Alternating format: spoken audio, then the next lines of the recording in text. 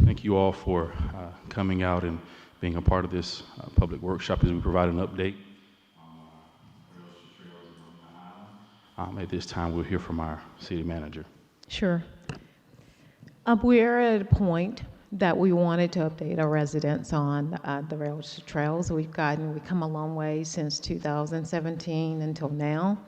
And so we wanted to kind of give you an update to see where we were with the grant, and then also some updates in terms of Marina Island. So today, Ben Janke, who is our CRA Director and Economic Development Director, will be doing the presentation along with, we do have some other staff members who have history with the Rails to Trails project. And we also have a former commissioner that's here as well that was very instrumental in the Rails to Trail, Rodney Friend. I think he's somewhere around here in the back.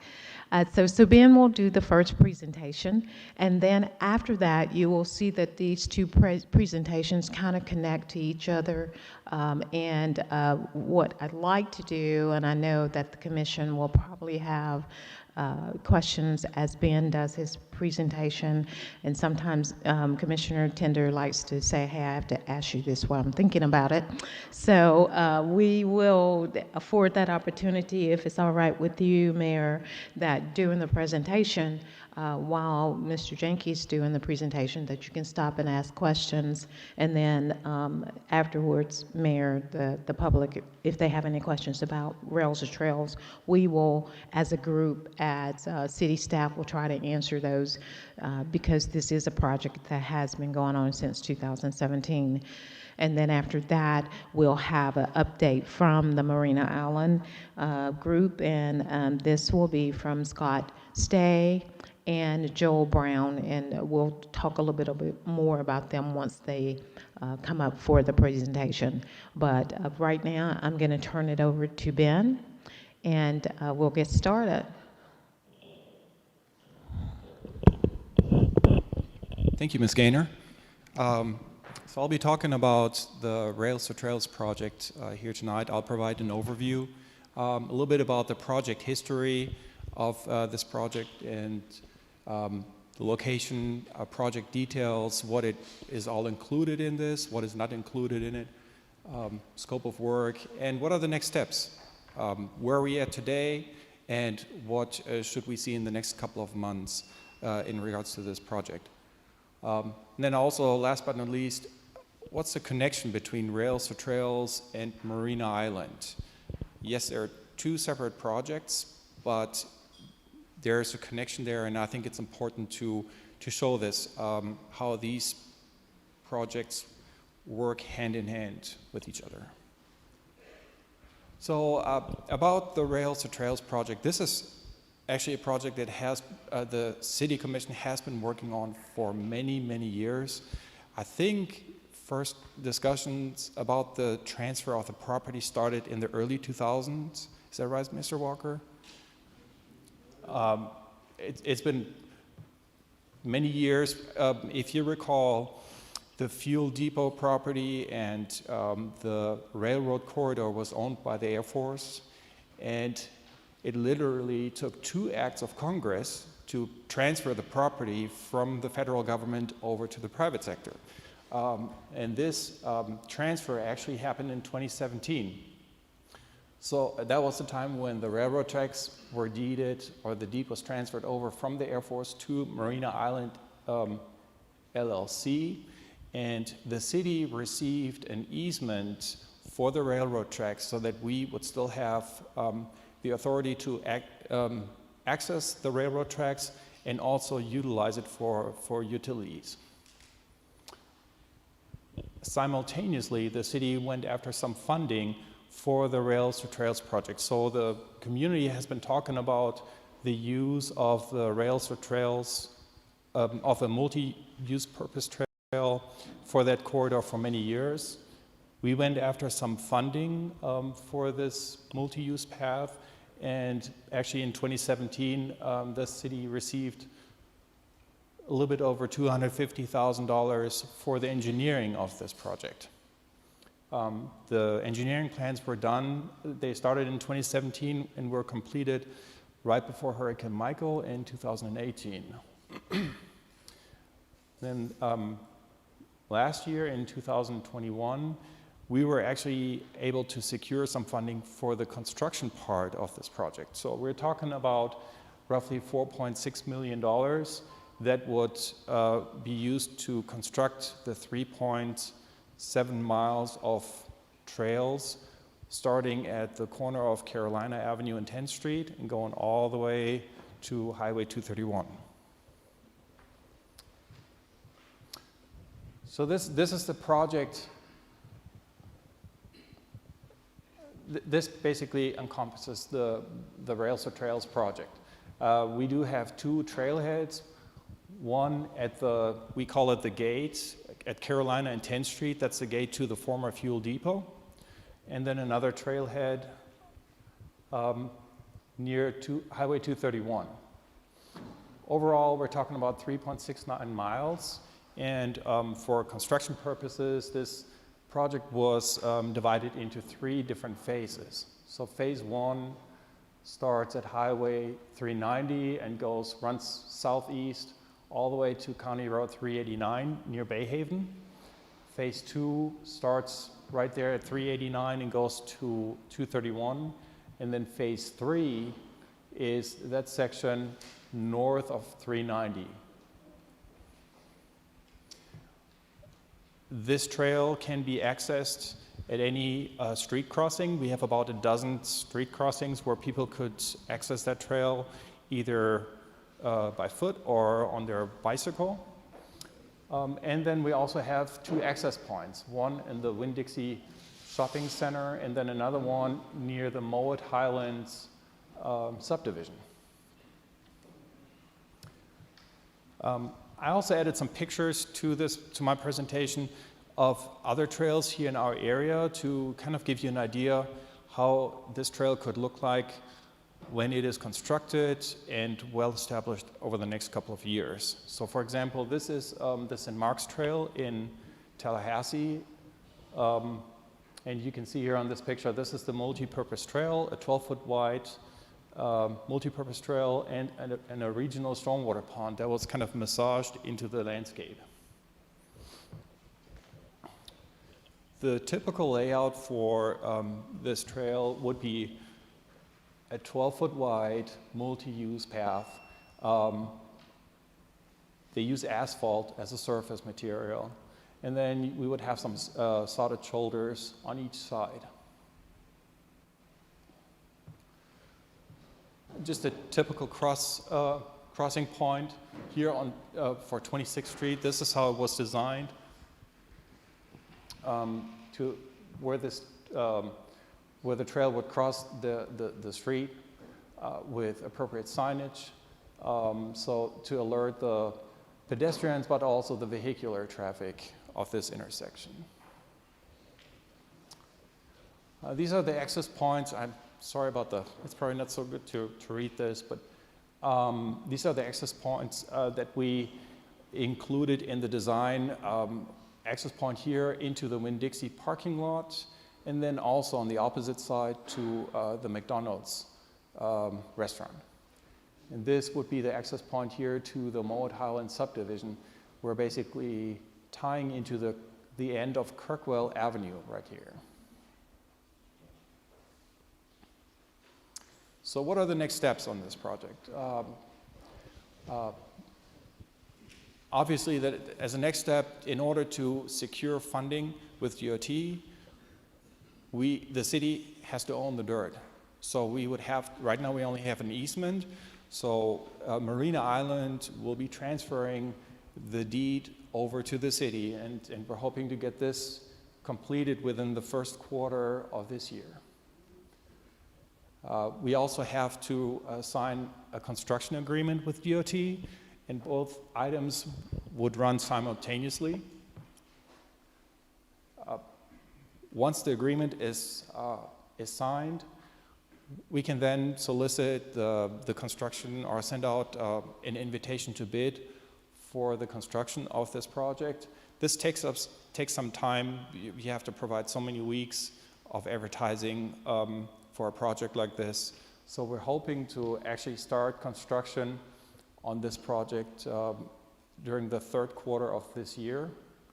And that is for the south part of, for the railroad tracks, or the rails to trails project south of Highway 390. The construction of that section will be completed hopefully within the next following 18 months. So project completion should be sometime the end of 2023, which will also be the time where Marina Island will be starting the construction of the Rails to Trails project and the boulevard north of 390.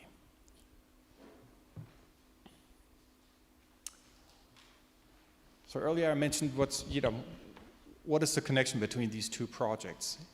And clearly this is phase 3 of the Rails to Trails project is our connection point.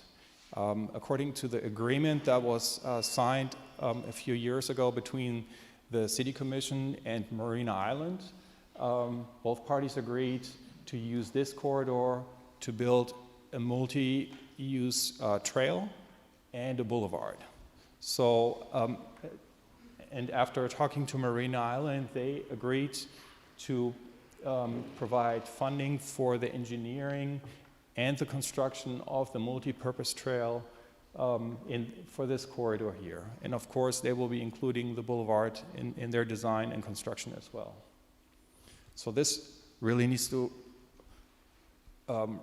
work hand in hand because it is a 100-foot right-of-way. However, it needs to be both projects. It's best to implement both projects by one contractor, by one engineering firm, to get the most efficient and the most efficient product here. This is just an image how our trail could look like once it's completed. I think this is a picture here from the Timber Subdivision near 26th Street. And with that, I'd be happy to answer any questions you may have about this. Yes, one question is, you mentioned the connection between Rails to Trails and Marina Island and them completing what's north of 390 for us. Are there any guarantees, say for example, if their project is delayed for whatever reason in development, are there any guarantees that we'll be able to have our part completed so we could have our Rails to Trails completed by our projected date? Right now, there are no guarantees. However, our plan is to prepare or to sign a development agreement with the Marina Island company, and part of this agreement would include securities that the Rails to Trails corridor or the multi-purpose trail will be constructed irregardless their time frame of their development. Is that correct statement? Okay. Commissioner Tender. Yes, thank you. Where are we with the payment of the rails? That whole situation.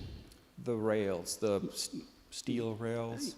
Well, the project for Marina Island, they agreed to give us, the city, Yes. half of the profits. Have we been paid that money yet?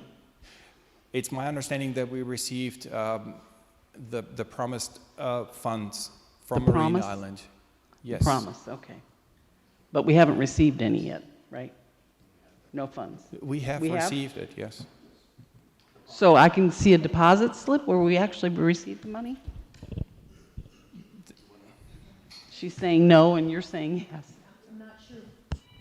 Which money you're talking? I'm talking about the $50,000 that we are getting from Marina Island for our half of the sale of the trail. Correct. Of the So rail. what you're speaking of is when they pulled up the rails and then they sold them, to a salvage. We have received that money, yes. Okay. Is that Yes, yes. Okay, yes. okay.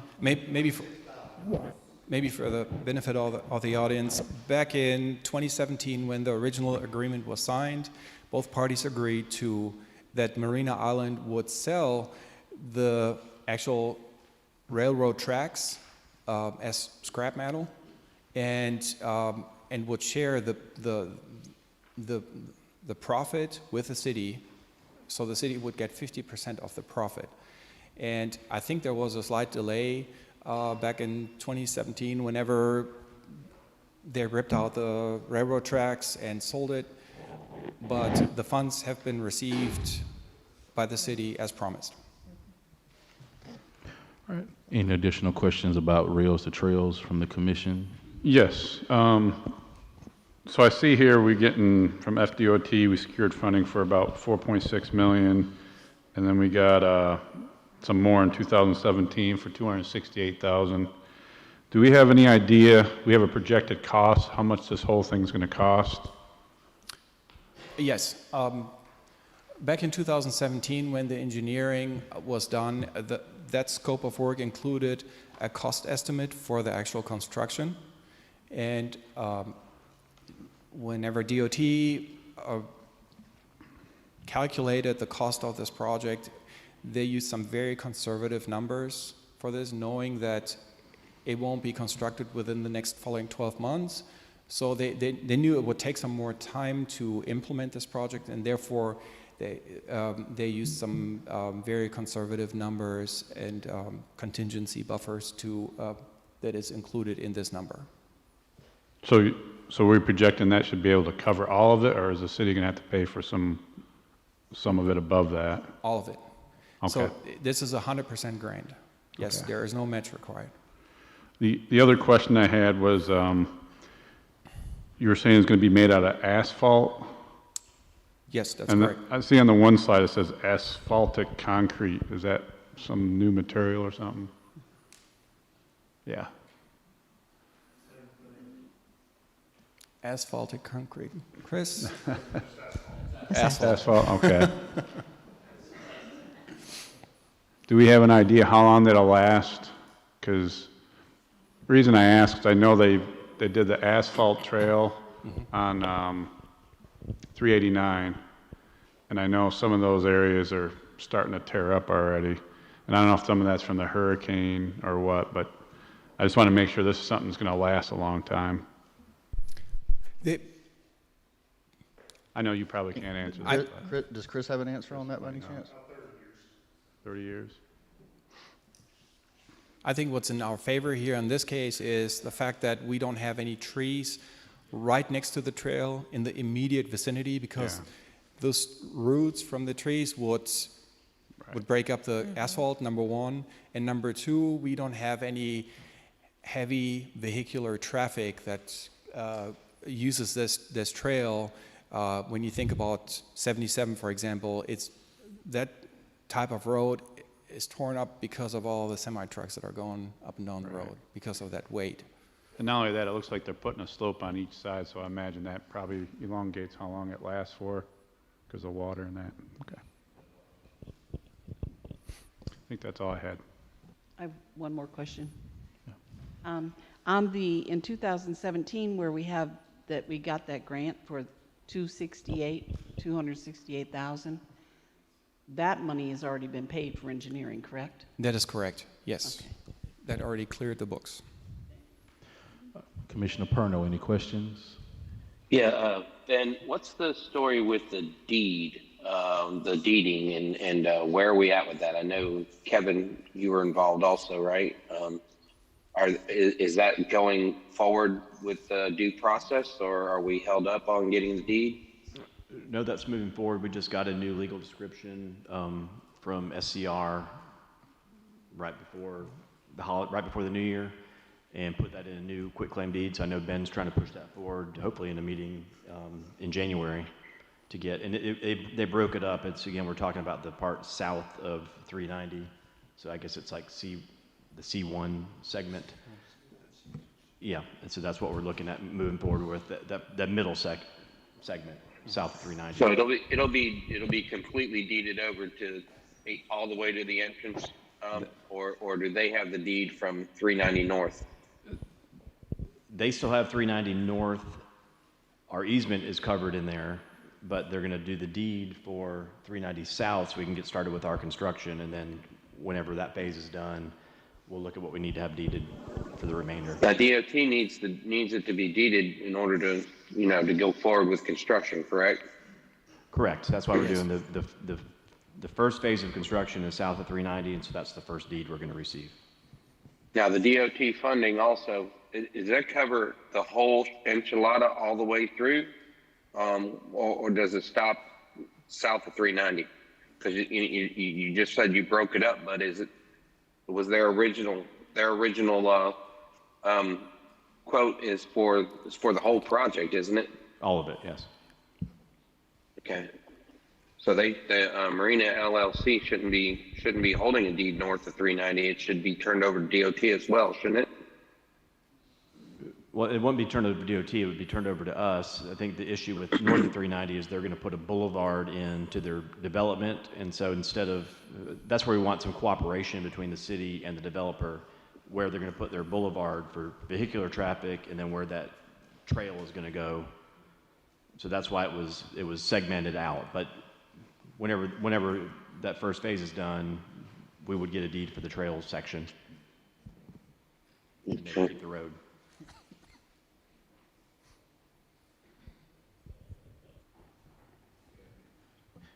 Any additional questions, Commissioner Purnell?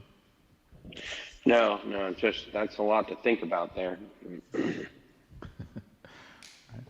Commissioner Ward? I had one other question. At these intersections that the trail goes across, are they going to be putting any safety things like crossing lights or anything like that? Because I'm sure if they get busy, last thing we want is someone to get hurt, and then it'd be a liability for the city. The answer to that question is yes. They will, since this project is DOT funded, DOT will use their safety protocol or safety design for this for this project. And I think Chris can attest that DOT has been very meticulous about the design, and I think it was a lengthy discussion we had with them how this trail should be designed and how especially the crossing points should be designed. Yeah. All right. Yeah, I guess the only one I have to follow up with that one is I know at one point they were talking about doing a signal in which you could basically press a button. Is that still a go, or is it just flashing stoplights now, stop signs? Mr. Forehand, would you please come up to the mic? So when we were going through the permitting process, originally we were trying to get a signalized intersection, where the railroad crosses 77, and DOT wouldn't go for it. So they made us come down to the south, from the west side, come down the south of 77 to Mowat School Road and come across at that existing crossing, turn on the east side of 77 and go back to the north. So you kind of have to take a U-shaped route to get across 77. So it's, there's a signal there, so it's a safe crossing. All right. Are there any additional questions from the commission for Mr. Janke or any of the other staff before we go to the public? Anything else, Commissioner Purnell? Where's it going to cross at 390? I'm sorry? Where's it going to cross at 390? Near Georgia, the intersection with Georgia Avenue. Okay. Okay. And that still probably needs to be redesigned because back in 2017, DOT did not have the engineering finalized for the 6 laning of Highway 390.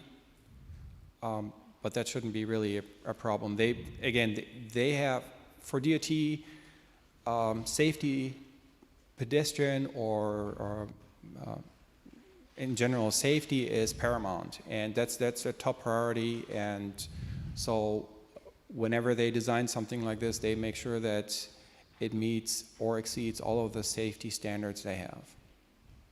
Now, is DOT going to be involved with Boulevard also? I mean, we're building a road there, so. Are they going to be a part of the North boulevard? 390? when they build the boulevard, is the DOT going to have any oversight of that as well?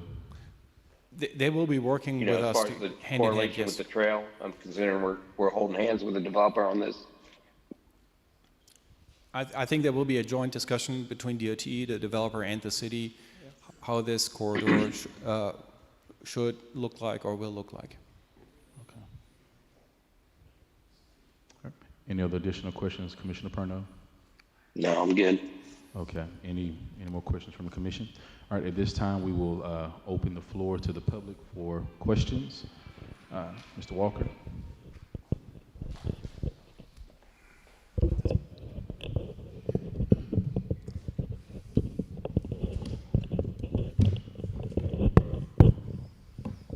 Tough. All yours. Okay, thank you, man.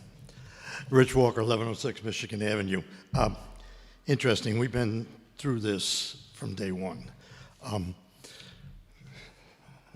There are a few people that went in the mud and cleaned out the ditches and everything all along this place.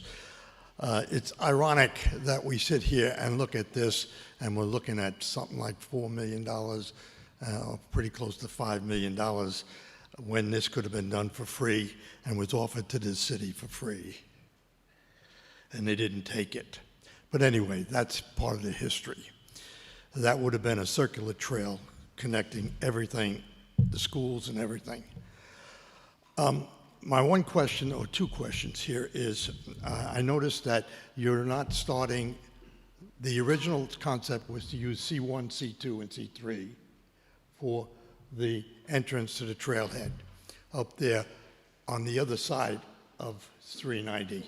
West of the Yeah, right, exactly. But I see it included again.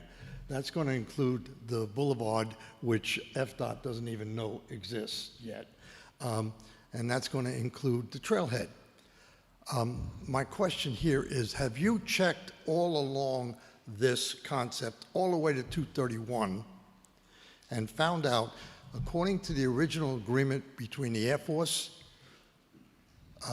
Marina Isle, and the city, that you have to verify if the people along that line own the property? Marina Island does not. I know of one case where the person took it to the tax people and found out he's been paying taxes on it for 20 years, and he owns it. Have you checked with everybody and found out, according to the agreement, Marina Island and the Air Force said it's up to you, the city of Lynn Haven, to ascertain that there's no claims against that property by people that live along their line? Commissioner Pernod, you know there is one. You definitely know. I do. there's I one. met that man out at the opening of the park.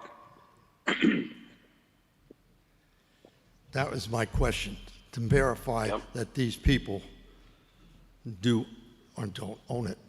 In fact, they were so emphatic that the rails that were on there belonged to them too. So, and yes, we did receive 26,000, I think, from it. The total price was 52 and split in half. So that's my concern there. I see that you're using C1, C2, and C3 for the rails to trails. Is that, I thought that was dropped. Wasn't that dropped? Coming out of the fence, coming on to 10th Street, and going on to 77. That was dropped by Marina LLC because the boulevard was going to take up most of the room. Are we back to that? So the trailhead will start at the fence. Okay. All right. Has Blue Waters is Blue Waters involved in this too, as part of LLC? Okay, we'll get to that. Okay, I'll get to that when we go into the Marina LLC. Thank you. All right, in regards to Mr. Walker's first question, yes, in 2017, as part of the deed transfer, a title search was done. And yes, there were some clouds on the title, and all of this has been addressed by our attorney, and even the title attorney, or the attorney of the title firm, was involved in this. This was a lengthy process, but it's my understanding that all of these issues have been resolved. Question number 2, with discussion with Marina Island, our goal right now, and DOT, our goal right now, our objective right now is to build the Rails for Trails project all the way up to the gate at 10th and Carolina Avenue, and including the boulevard. So keep in mind, this is a 100-foot right-of-way. And maybe just to kind of get a perspective, Ohio Avenue, right here at Old City Hall, is an 80-foot right-of-way. So add another 20 feet to it, and that's how much room we have. So in other words, there's plenty of room for both uses, a nice boulevard and a trail and some landscaping. And I don't really want to steal Marina Island's thunder, but there are some plans to even go past the gate with the trail, but I'm going to let you guys elaborate on this. Question number 3 was? I don't remember. It was about blue water. The Blue Water is still involved in this project, and I think it's a component of the Marina Island organization. And please, Scott, correct me if I'm wrong here. Yep. Additional questions from the public?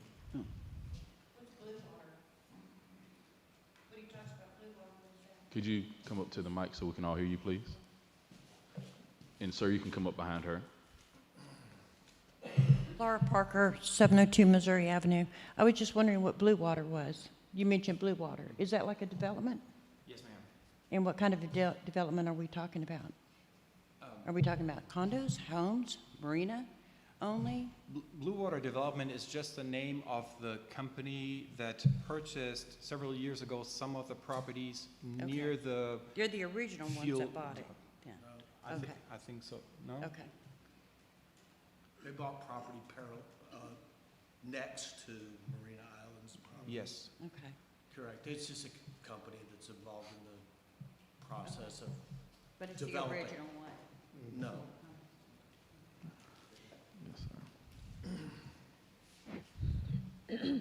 Yes, I'm Charles Hallman, 309 Redbird Circle in Lynn Haven. And my question really concerns the drainage between Highway 77 and Minnesota Avenue. That ditch, which is right behind my house, is very vital to the drainage. In fact, if you go to my house and look, the road, the city road, is higher than our property, and it drains to the back. There's a swell between each house where it drains to that ditch. And what my question is will there be any alterations to this ditch, to the drainage in that area? Of course, there's a ditch on both sides. I think Walmart maybe principally drains through the one on the other side of the railroad, but actually this all back behind Walmart comes down and goes into these ditches. So that's my question. Okay. Thank you, sir. Yes, the part of the engineering of this multi-purpose trail was the assessment of the stormwater drainage system in that area. And of course, we want to make sure that we're not negatively impacting the neighbors with this new development. So all of any kind of change that we're creating, obviously we're creating new impervious area, and these with this trail, the drainage ditches that are already in place will be adjusted accordingly so that they can handle the additional runoff that is caused by this development.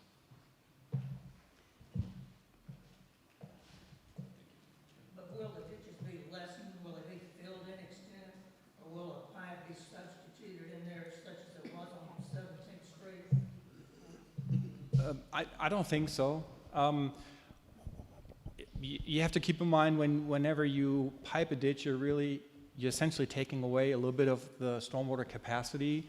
So if at all possible, we'd like to keep these ditches open, just to hold, and if you want to add on to this? Yes, sir. So the railroad ditch throughout all of this will remain open. We will not be piped in. We will widen the ditch in places, and we'll also, as the resident stated, the south side of the ditch holds more capacity now. So there will be some cross pipes put in that we've looked at to allow basically the south and the north side of that railroad ditch to equalize and basically double the capacity there. And the 390 crossing also is a huge impact on draining that ditch. It flows all the way from Minnesota Avenue there to the 390 crossing at 17th Street that was just completed. Awesome. Yes, ma'am. If you'll come forward for your question. Thank you. Good evening. I'm Pat Wood, 632 Coquina Drive in Lynn Haven.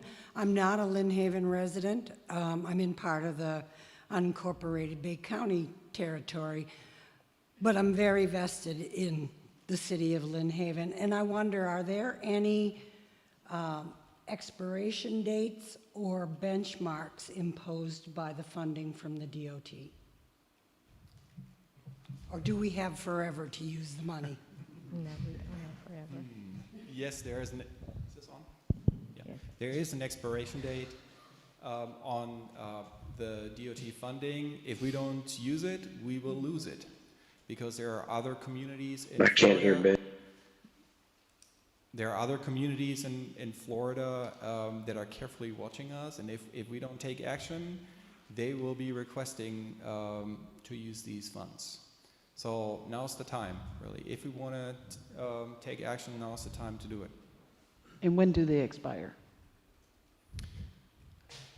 June 30th of 2022. That's the last day of the DOT's current fiscal year. If we don't sign a contract or if we don't have a construction contract in place for that, these funds will be in jeopardy. Let's put it this way.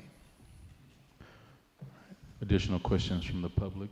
If you'll come to the mic, that way those watching at home can hear you as well.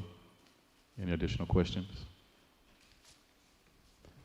If not, thank you, Mr. Janke, for your presentation. Can I ask Chris a quick question?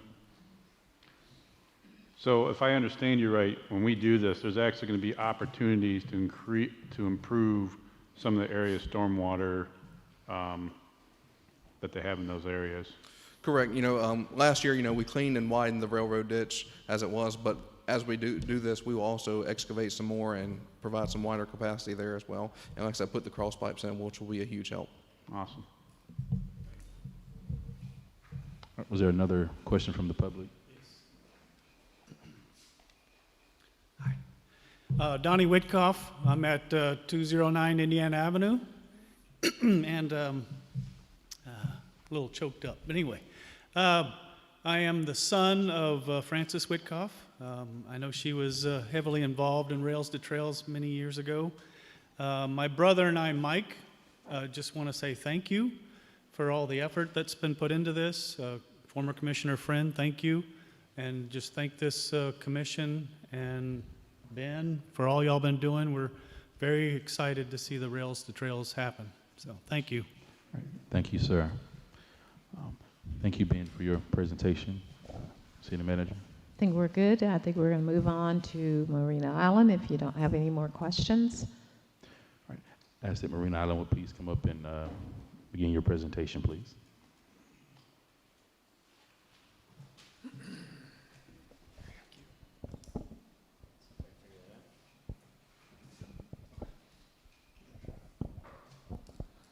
Well, good afternoon. A little loud, sorry.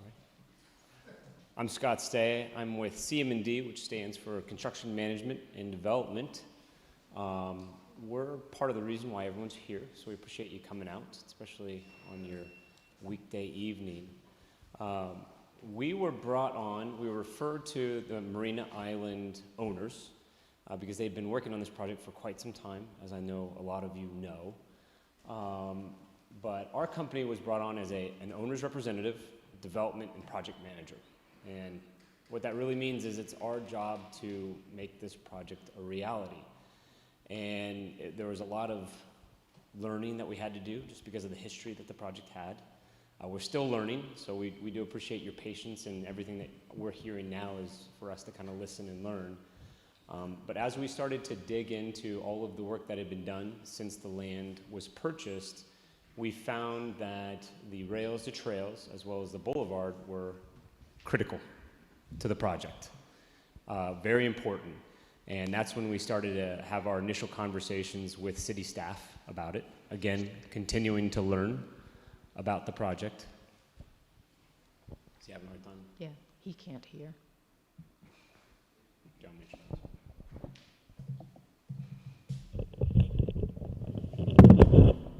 Can you hear now? Great.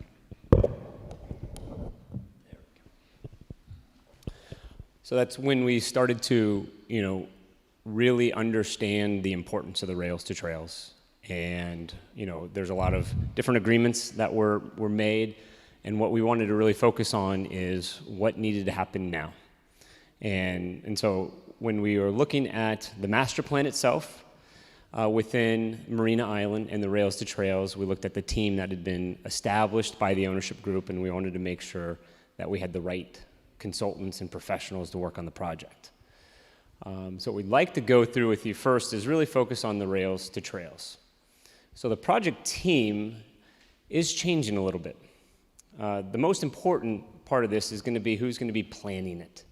And the reason why it affects the rails to trails is that we need to work with the city as well as FDOT to plan in conjunction the rails to trails and the boulevard. You really cannot design them independently. Even though you have a 100-foot right-of-way, they need to work together, and we need to improve the stormwater runoff. It needs to be done just simply better. Well, we went out and we went through a solicitation of master plan architectural firms that we've worked with before that have worked in this area, and ultimately we've awarded it to a firm named DPZ. Some of you may have heard of them. They did the master planning for Bethany Beach. They did it for Seaside. We've worked with them on multiple projects, and we feel like they're going to be a key contributor to designing not only that Phase 3 part of the rails to trails, but also the boulevard. We also are working with our environmental engineers that are local. Our civil, we're in the process of finalizing who the civil engineer is going to be, and that's going to be an important piece to the team for that stormwater runoff. In addition to that, we've also brought in third-party market study firms because we look at the land itself, what can the land provide, we look at the community, and we look at what the market can provide to be able to really help us determine what should Marina Island become. We know that this is really focused on the rails to trails, but we want to give you a little bit of insight into the master plan itself, the timing of it, and then the continued community engagement that we're going to have. So this is the first of many. Hopefully we get to see everybody back here again. But we'll start with just the rails to trails. Just to orient everybody where the Marina Island site is, and then when we get closer, this is an outline of all of the Marina Island land. And then for that right-of-way, we've seen this image, and then what was originally planned and what the Marina Island ownership wanted to do from the very beginning was to have the boulevard begin at 77 and then go north. And when we looked at it, what we've been able to convince the ownership to do is let's start at 390. So we're now focused on beginning the boulevard at 390. But then the next question was, how is the rails to trails and the boulevard going to integrate together? And we knew right then that they needed to be designed together, and they'd also need to be constructed together. Now, Ben already stole my thunder on this one, in that it was our recommendation, first to ownership, and they agreed, and then we brought it to the city, that Marina Island and its ownership group pay for that design and construction. Okay?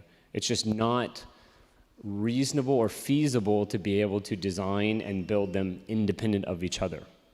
And when we looked at the sequencing of the actual project, being that it was already in that third phase, the goal is that the first two phases of the rails to trails will get completed just as we're ready to begin the construction of the boulevard and the third phase of the trail. So we're hoping that it's a seamless transition through the construction so we can get the trail open. At the end of the day, you're looking to have almost 4 miles of trail available to you. So how does it connect? So everyone was looking at how that trail is going to connect. And actually, I'm going to go back one.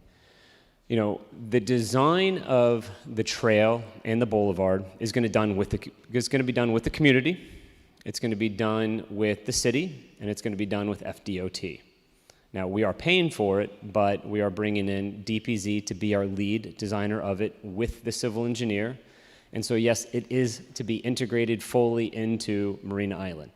So it is not meant to just simply stop at that trailhead, but continue into the development. And we want to invite the community in.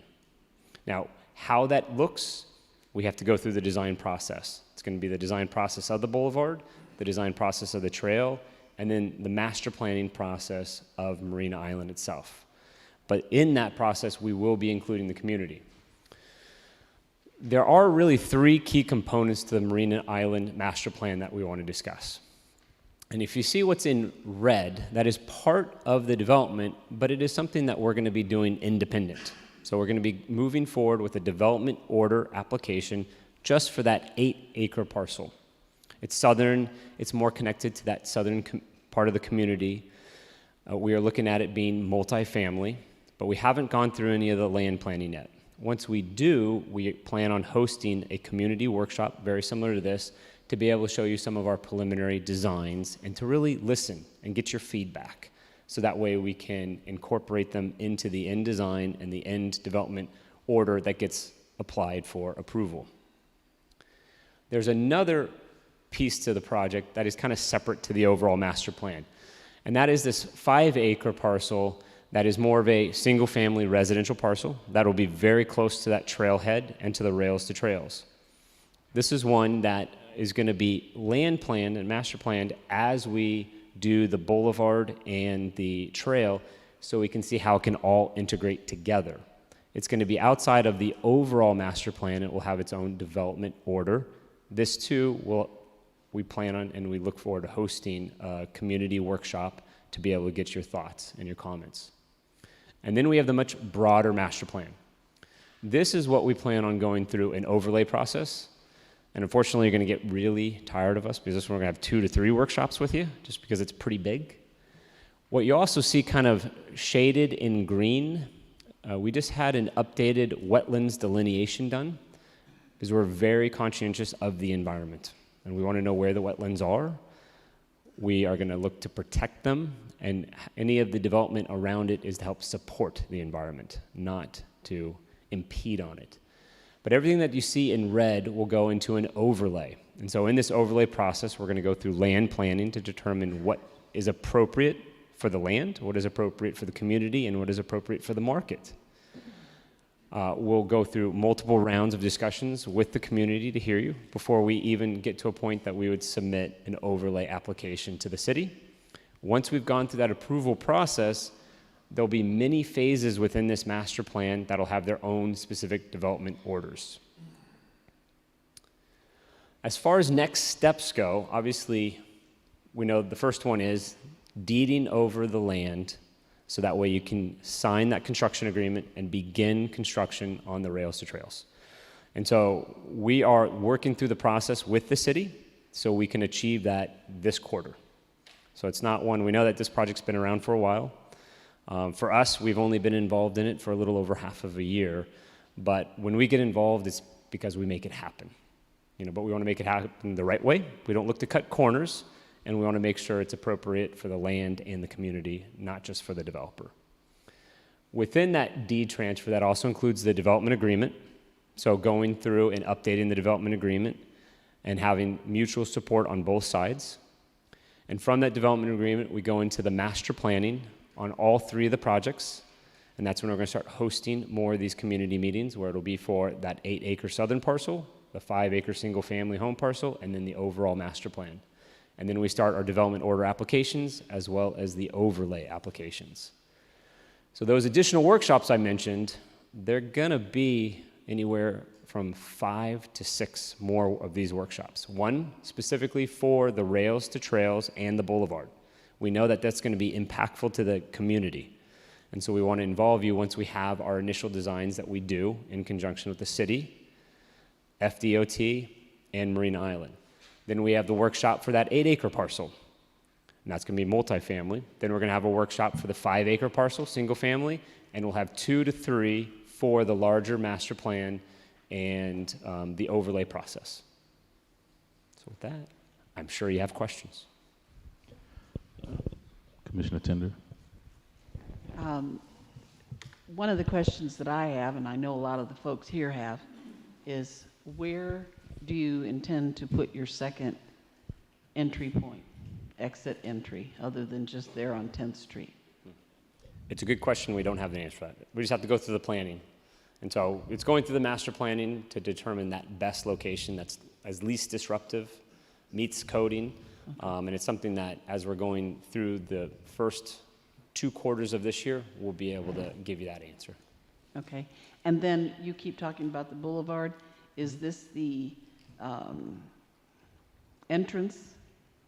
Is this the Yes. entrance on this side of the fence that you're speaking of? The boulevard I'm speaking of is going to be the boulevard entrance from 390 to the entrance of Marina Island. Okay. That's all I have. Thank you. Commissioner Perno, any questions? Questions at this time? No questions. Commissioner Ward. Do we have an idea when we're going to have these future workshops? I would say the majority of them will be this year. You know, the first next workshop will be on Marina Island Boulevard and the rails to trails, which I would anticipate to be near the end of this quarter or in the second quarter. It's more a matter of when we need to get through the deed, get through the development agreement. We're finalizing our solicitation for the civil engineer. We should have them awarded within the next couple of weeks. And we're already starting our master planning at the end of this month. And we'll immediately start coordinating with the city and FDOT on the preliminary design. That first workshop, we want to have some general ideas that collective group has put together. We'll have that workshop, and then we'll take it from there to be able to get to a point that we can submit for formal approval.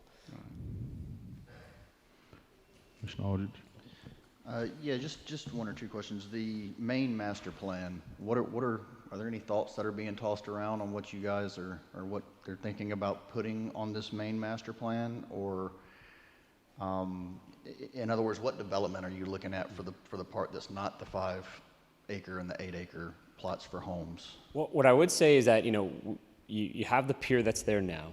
And so when we look at a master plan in the area, we're looking at the outlying community and what do we want it to become? And also kind of where is the beating heart or the kind of the catalyst project that's going to be within the master plan. And it really is going to be centered around that harbor. So we do see harbor, a little bit denser type of a town square. And then everything away from that is where it's going to get less dense. And looking at some multifamily and then looking at residential and single family homes. And really that would be where, you know, I'd say the vast majority of the land is either going to be undeveloped or low density residential, and then you have really only very one central core that connects to that harbor that'll have the higher density. Okay. But as far as what that looks like, its heights, its actual unit count, we just have to go through the land planning process. And you know, it's tough because again, we look at what can the land provide, what is appropriate for the community, and that's also why we wanted to go through and get the third-party market studies, because we want to know what is going to financially be viable as well. You know, for us, the most successful master plan project is one that fits, but then also one that is sustainable financially. Okay, yeah, because that you know, I think one of the questions a lot of the people have in this room, and I'm not a soothsayer here, but I would assume that they're thinking we don't want 5 or 6 huge condos going up on the bay is what's going through a lot of people's minds, and that it's going to be something that really the entire community will be able to gather around and rally around this project, because we'll all, you know, play a part in it and be able to enjoy it when it's completed. So just kind of throwing that out there. I don't think I'm missing the mark too far on that. I think they're great comments, and that's why we show 2 to 3 workshops for the master planning. And really what we'll first be doing is kind of, we call it bubble diagramming, and across the land saying what do we think will go where and what kind of density, and then we'll share it with you and get your thoughts. And then we come back and we can actually start to then layer in where the roads will go and show what is that true density going to be, starting to look at what heights are, come back and show it to you again. And then as we then progress, then we can start actually putting some type of architectural design to it so you can see what will it potentially look like. What does that vertical architecture look like? And so it is going to be an iterative process and one that we actually look forward to your involvement in. One question I do have is regarding the financial vitality of the owners now, from my understanding, and I'm new to the commission, but from my understanding, obviously this isn't the first time that this project is supposed to be underway, but previously, maybe because of not having the finances or loss of investment, somehow it wasn't able to get it started initially.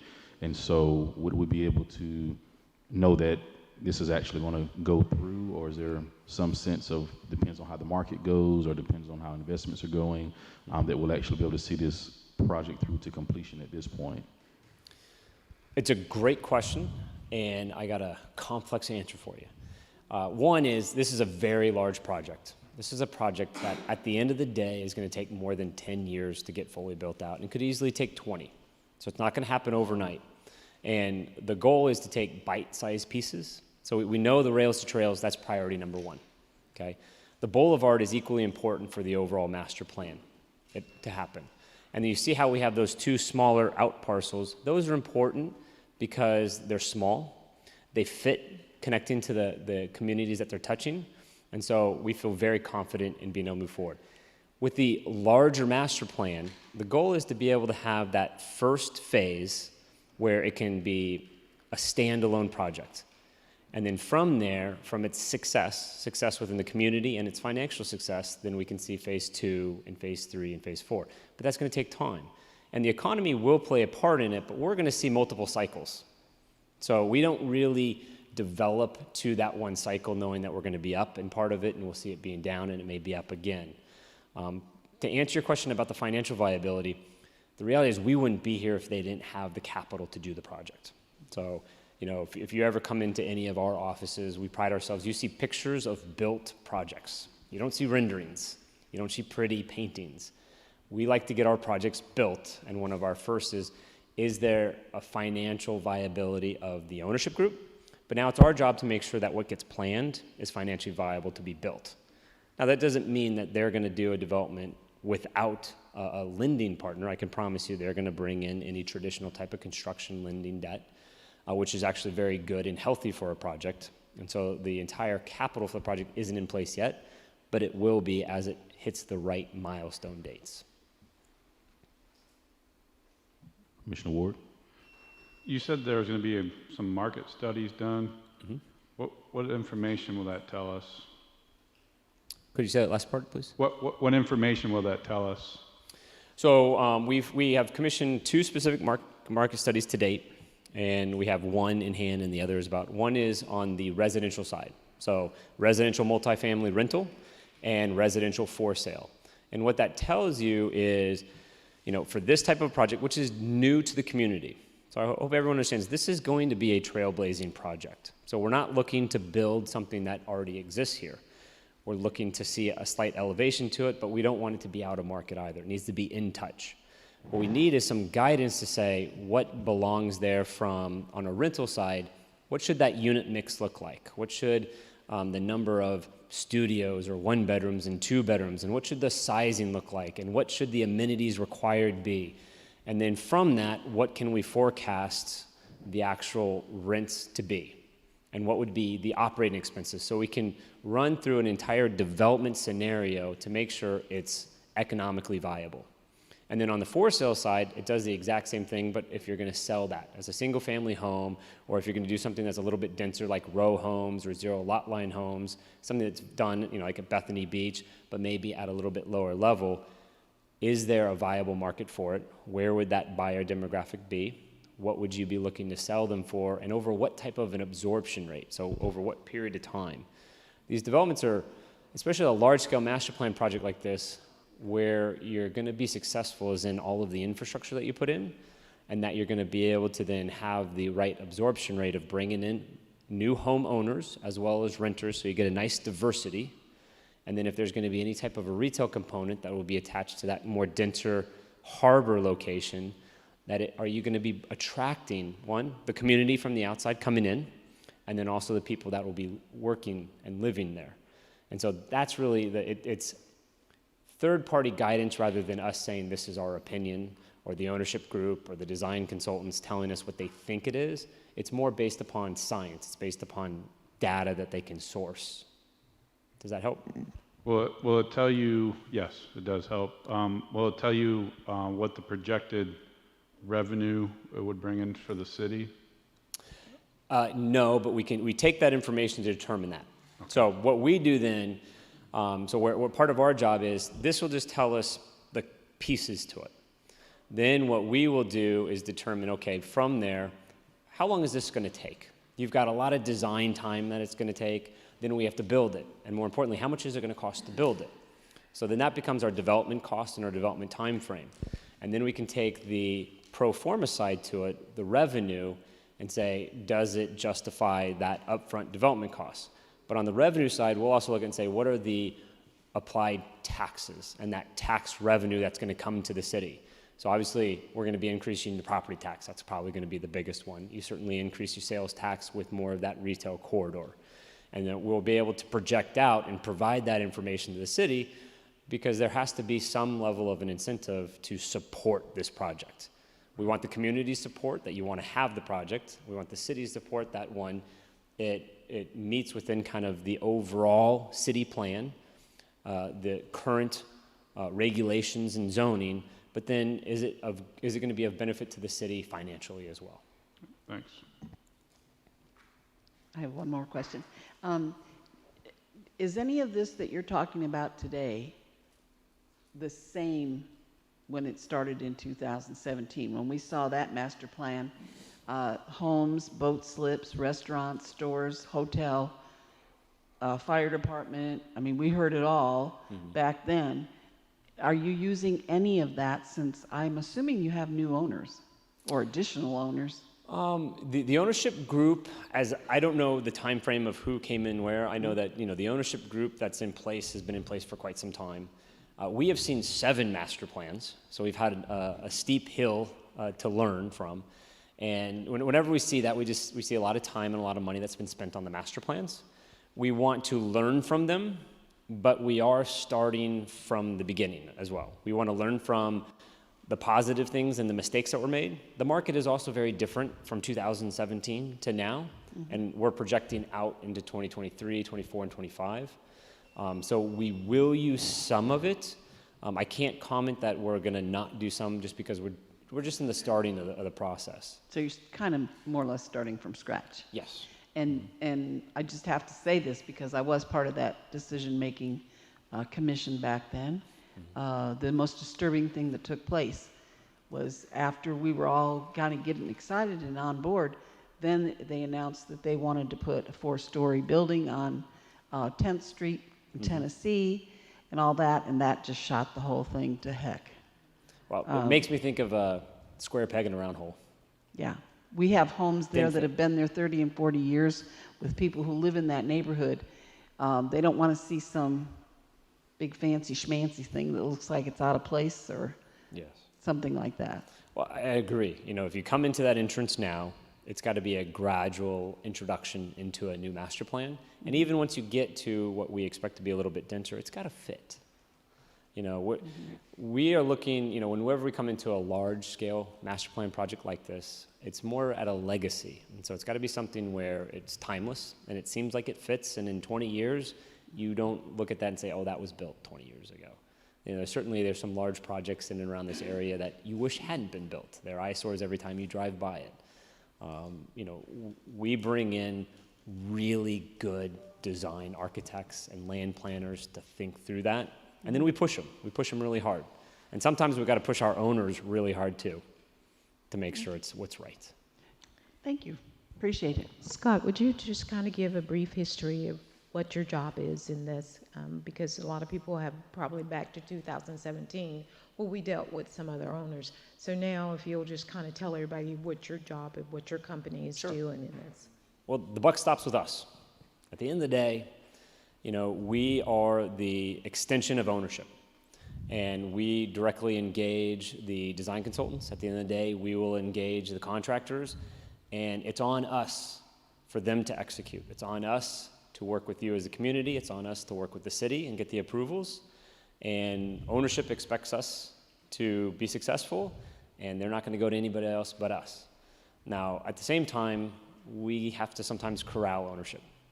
Owners are owners, and I'd say half of the time it's our job to get them out of their own way and to make sure that the development is right.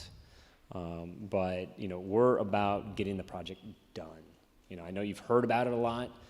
Every time that you see us, you're going to see that we've made progress and that we're moving forward. Now, sometimes that direction is going to shift some, and it's going to continue to do that until we get a shovel actually into the ground.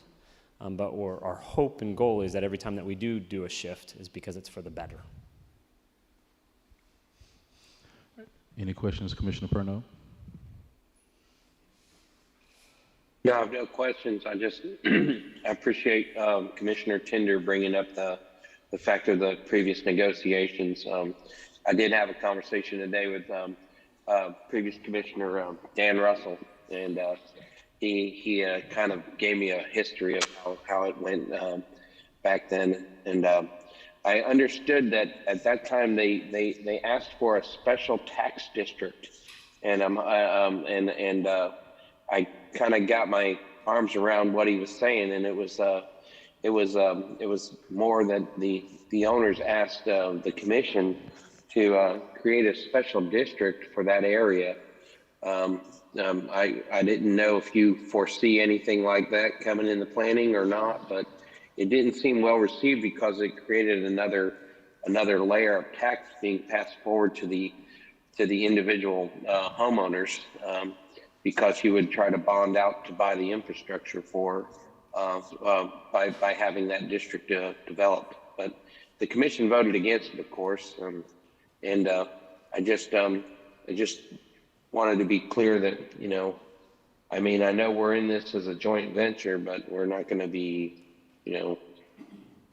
getting that too cozy as far as funding and stuff goes with that. So I don't know if Commissioner Tender remembers exactly what it was, the economic development district or something like that that was tried to be passed through, but I didn't. I just hope we don't go down that road again. That's all I'm saying. Thank you, Commissioner Perno. I can speak to a little bit of that.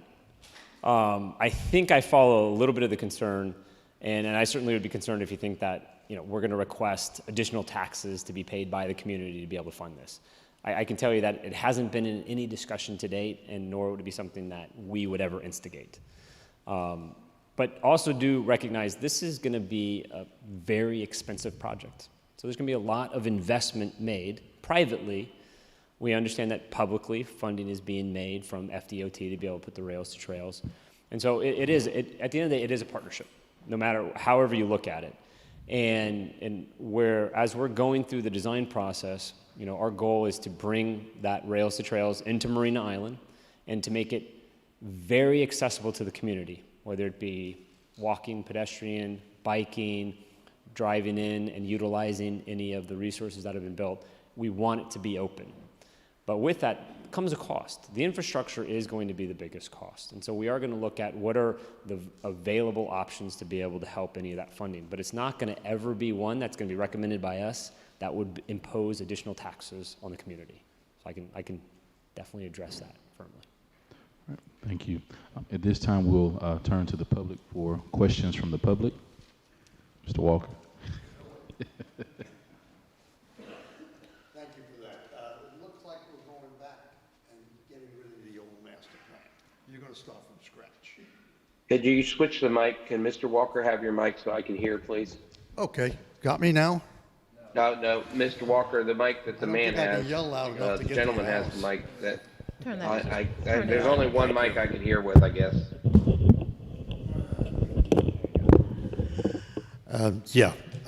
What I said was, thank you for bringing us back, but it looks like with the original master plan is gone, which is fine.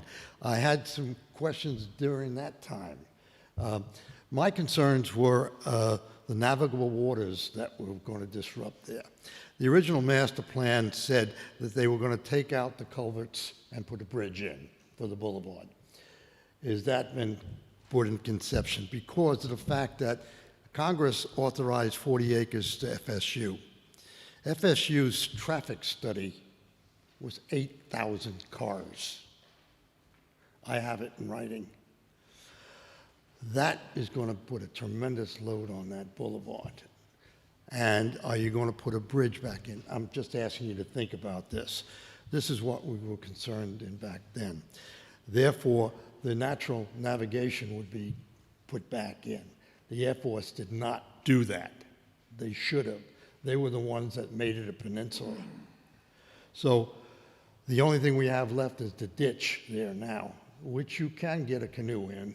I've done it. Alongside that was, as I understand it, Blue Waters is the only company left in Florida that can fill in the bayou. They're the last ones left. They have the right to fill it in. This city gave Marina LLC an easy way on Kentucky Avenue. Therefore, there is a possibility of connecting Kentucky Avenue at 10th Street, going across the bayou into private property on Kentucky. I know that. Keep that in consideration. Is Blue Waters going to do that? I don't know. The concerns back then were very relevant. All I'm saying here is I'm glad you're going back to scratch. We're going to be sitting down and watching it as it goes along. These things have to be taken into consideration, especially FSU. I hear no mention of FSU. There was a little bit of concern between FSU and Marina LLC over the dock. Be advised, that's going to come up too. So I don't hear anything with FSU. I don't hear anything about, is Blue Waters going to cover in the bayou? I hope not. I don't think they would do that. However, they have the authority to do it.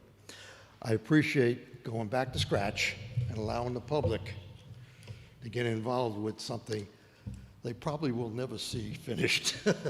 Good luck. Do you have any response to his concerns?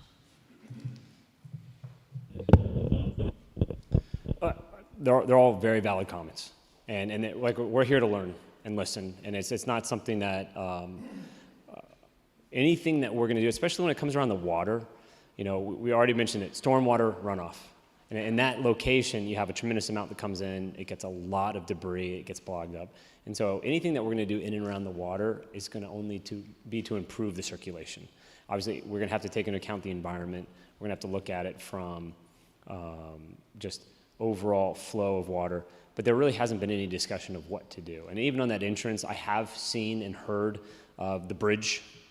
And it's a matter of, is it appropriate? And can it sustain any type of the traffic? But then if you do open that up, is that going to help improve the water flow? Because you definitely see that you're not getting the tidal flow that you ideally would have, but we do want to improve it. As far as what Blue Water will do on any of the land that's outside of that, I can't really comment to it, but we are obviously in direct communication and working with them and want to make sure that we coordinate it. And the same thing with FSU. We're not mentioning them because we really don't control their land, but we will absolutely be coordinating with them. And if there's a way that we can have a stronger partnership with whatever they may do in the future, right now it's not on the front burner. I wouldn't even say it's on the back burner. It's in the basement for them right now. But it is something that we're going to continue to communicate with them, provide them with what we want to do, so that way if and when they do something in the future, it ties into the overall master plan and works and fits. Any additional questions from the public for Marina Island? Yes, sir. Scott Popel, 1412 Missouri Avenue. I'm not necessarily have any questions for you gentlemen. Thank you for being here.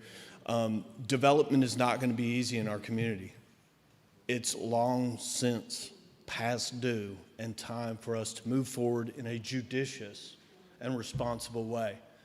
You know, I look at out on the beach, the Jimmy Buffett community. This property was being talked about long before that, and their residents are moving in. We want to build a nice community that will improve our area and community, generate tax base, increase tax base on homes along the water. So really the hard part lies with you people to get involved, to push forward, and to help these gentlemen do what they need to accomplish. There's so many misconceptions.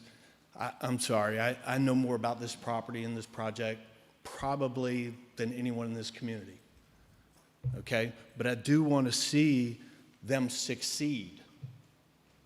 I walked out there today. I don't know how any of you have been out there.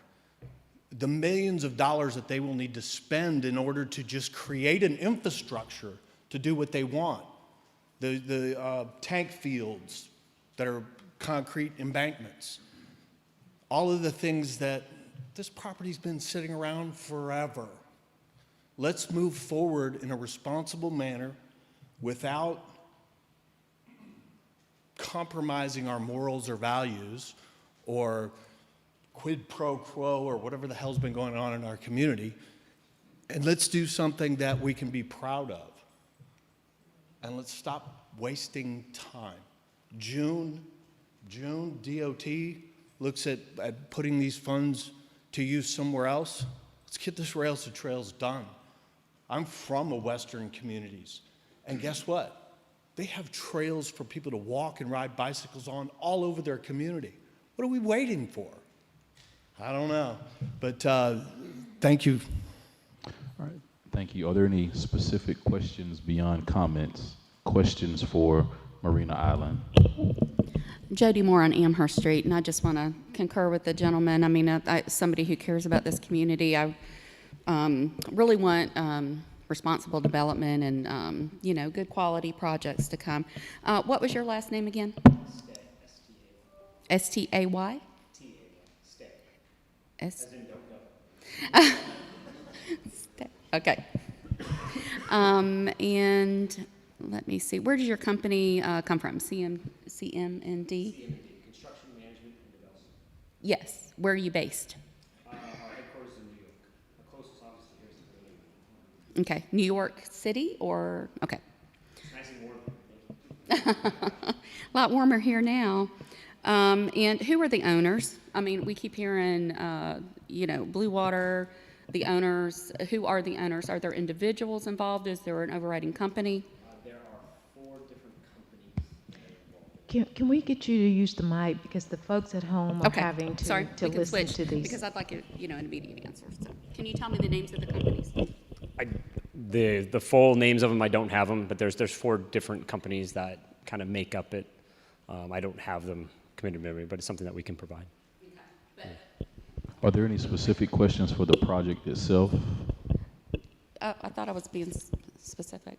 No, I yeah, mean for I'm the- just clarifying some things. Right, Okay. but I'm asking, are there any specific questions for the presentation that he made?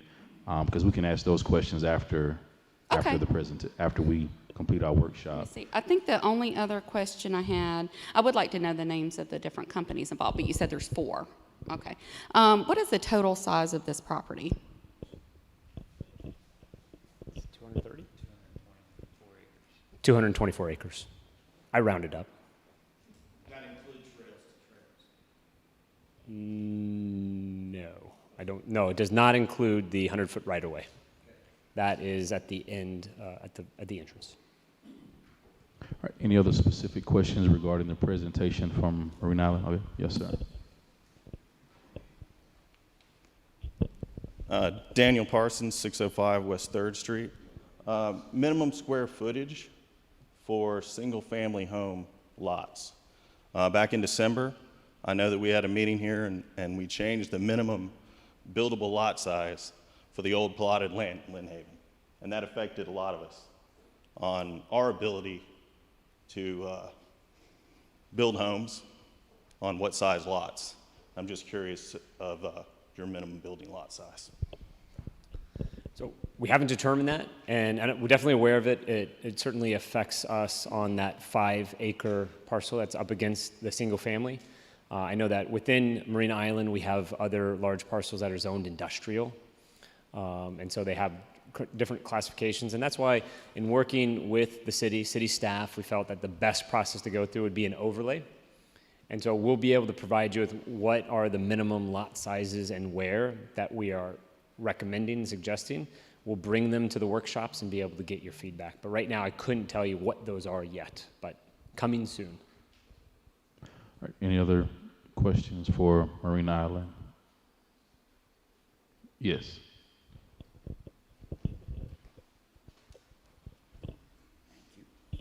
Harold Parker, 702 Missouri Avenue.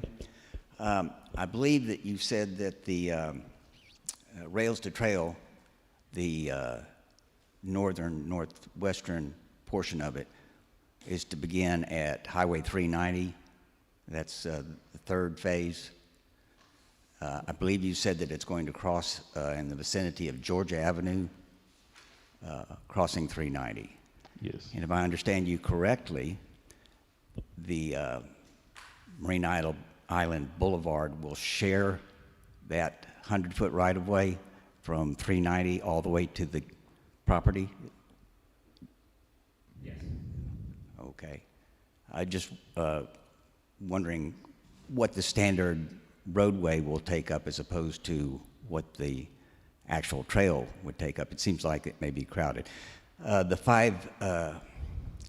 8-acre parcel that you plan to develop first, I just was curious about the density, basically what kind of traffic we can expect coming down Marine Island Boulevard. Will that be the only egress and entrance to that initial development? And it just seems like that may create a lot of traffic, and that was another concern coming down that Marine Island Boulevard. The last question is the master plan available? Do we have one yet? I'll start off with the last one. No, it's not that we won't provide it. No, it doesn't exist yet. So it needs to be created. Then working my way up on the 8-acre parcel. I might get the road wrong, but it's Arthur, is it Drive? Arthur Drive really would be its main ingress and egress point. So we're not going to have the Boulevard Road up before we do that development. As far as the density, we actually later this month will start our land planning. So first we wanted to get an updated wetlands delineation completed so we knew where we can appropriately do the development. And from there, we'll determine what is the, what can that land actually provide from a density on multifamily. And within the development order application, we'll also have a traffic study that'll be able to tell you what are we forecasting, third-party forecast is the amount of traffic, and is it appropriate for that access point along Arthur. And then I think your first question, what was your first question? Boulevard. Yes, the answer is yes. I just wanted everybody to hear. So your question of north of 390 up to the entrance, will that be what is shared with the rails to trails? And the answer is yes. And so the Marine Island Boulevard will cut across all of those north-south roads between the beginning of the property all the way down to 390. It has to. The last question was the $4.6 million in funding, which expires 30 June. Does that just for phase one, where we might be able to get a contract done? Or No, is that's that for the entire- whole Rails to Trail? That's for the whole Rails to Trails. Right. It seemed like there were going to be a lot of workshops and squares to fill prior to the 30 June. No, for 30th June is just for us to get a contractor, to sign a contract for that, to have the contracting firm that will actually be doing that job. A contract that you have to put out for bids. Right. And So we just have so to have that there agreement signed by that date. Yes. are a lot of squares to fill in that time frame. And did you say it was just for the first phase, or is it for all three That will phases? be for the entire project. Okay. And so you would have to have a contract let for all three phases. It is the agreement that has to be signed for the Rails to Trails. We have to have that in place so that we can secure that funding. Yes, ma'am. Then we'll I'm go sorry, I on. thought they said that the contract had to be signed. in Right, order- the agreement. Agreement. Yes, the contract, which is the agreement. Yes. Okay. Yes. Thank you. So I may be stepping out of bounds here. My understanding is that the construction agreement between the city and FDOT has to be in place. Not that you have an actual contractor there. And I think the one beauty is the rails to trails from 231 to 390 is already designed. And so the design that we're going to be doing with the city and FDOT, as well as with the community, is from 390 north to the property. And that is what ownership of Marina Island is offering to pay for, the design and construction. So the grant money from FDOT is to build what is already designed and approved by the city. Does that help? Hopefully I'm not. Ben, you can slap me later. Any additional questions from the public? If not, thank you, Marina Island, for coming to make your presentation. Thank you to staff, city manager, commissioners, the public for coming out and being a part of this workshop. Look forward to the future workshops and look forward to Rails to Trails. Everyone have a good night. This is the conclusion of our workshop.